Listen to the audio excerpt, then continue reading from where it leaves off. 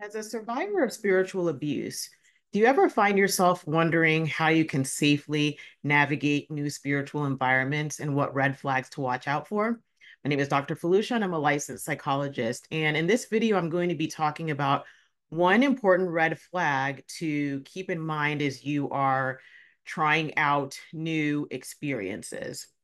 And this red flag is something known as relational aggression.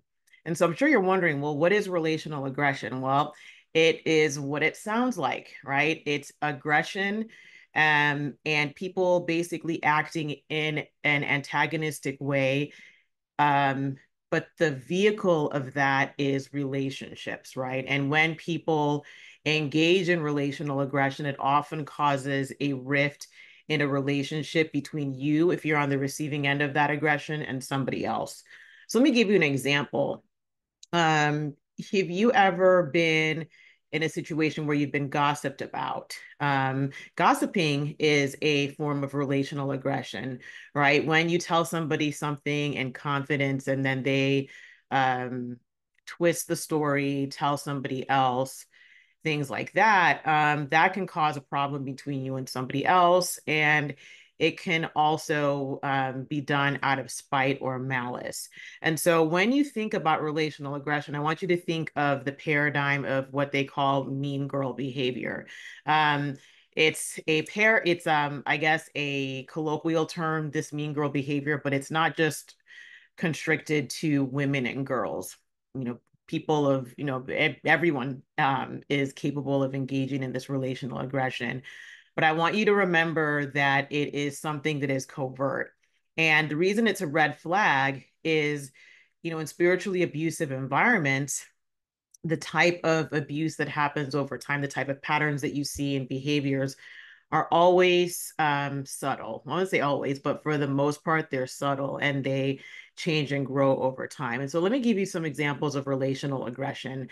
Things like eye rolling, right? Have you ever talked to somebody before and you catch them rolling their eyes at you, right? So things like that, micro expressions, and even with the things that I'm talking about, micro expressions, rolling your eyes, things like that, when you will call the person out on it or ask them, hey, what was that about? They'll pretend that it didn't happen or they'll act like it didn't happen, right?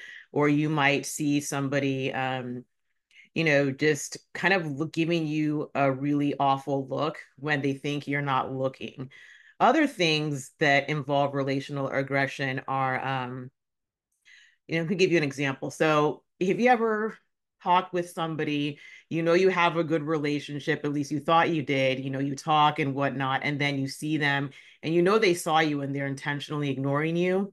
That's another form of relational aggression, right? So, ignoring, excluding you from things, making sure you're either the last person to know or that you don't know at all about something. And so a lot of people, when they've talked about their spiritual abuse stories, they'll say that these types of behaviors became more prevalent as they started to set more boundaries and assert themselves more in these types of environments. So I want you to remember that when relational aggression occurs, it can happen as a result of spiritual abuse, but it can also indicate that there's something not right about that environment.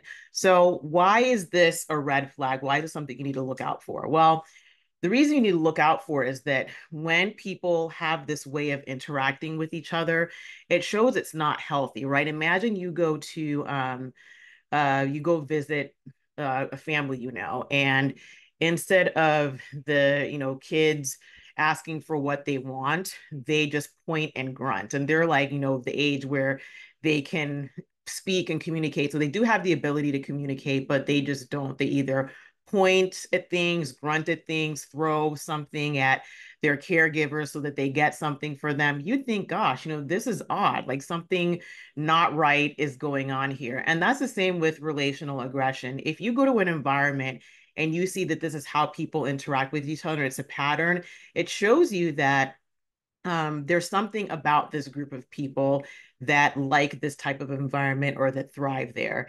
It shows that, and again, there can be instances where people act this way to one another and they're isolated incidents, right? You can't say that the way one person acts reflects on an entire environment. But a lot of you have shared your stories about how you'll notice patterns among people and how they relate to one another. And so when you see things like this relational aggression, think about it like throwing rocks and hiding your hands. Well, it shows you that people don't communicate directly with one another. And so you have to understand, you have to ask yourself, well, why is that happening? Why don't people communicate well with one another? Why don't they communicate directly? And that could be for a lot of reasons. But in spiritually abusive environments, when people are, and again, this is not excusing this type of behavior, but when people are very controlled, when there is an atmosphere of fear, manipulation, and intimidation, and then people learn that expressing yourself directly can be harmful, right? Sometimes people will go and communicate in these indirectly aggressive ways because of their own emotional immaturity. But then you have to ask, well, how come a lot of people in this environment are doing this, right? So if you are in that type of environment and you see this, take a step back and see if there's a pattern with other people.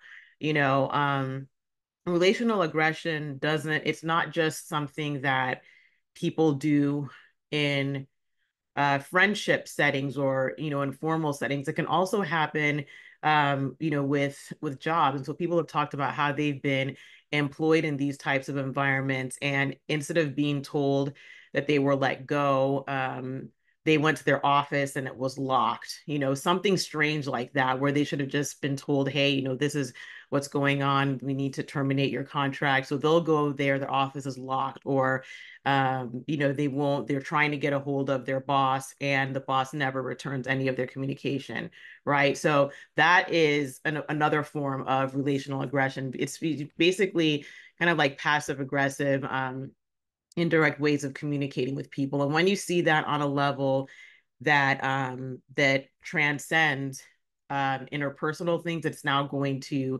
the sphere of work and employment, then that shows something about, it reflects something about the culture there. So the next time you go to a spiritual environment or you're around a group of people, pay attention to how these things work. You might not see it, you might hear about it secondhand, but that is definitely a red flag, and you want to take heed in those types of places. So I hope this helps.